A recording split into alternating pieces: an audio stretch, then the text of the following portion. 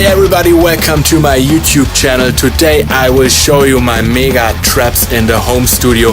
They are also called as Gobos and how you can build them. These Gobos are approximately 2 meters high, 130 centimeters wide and 30 centimeters deep. They are filled with fiberglass wool insulation material.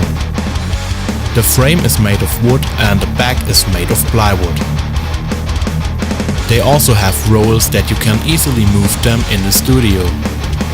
The front is covered with fabric, and as you can hear, there is a very thin foil under the fabric to avoid that the fiberglass wool comes into the air.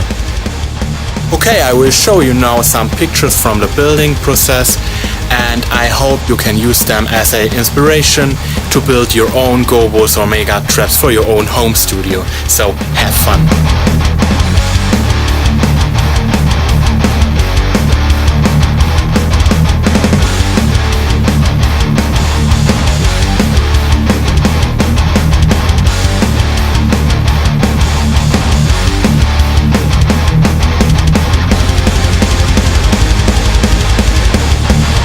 Thanks everybody for watching.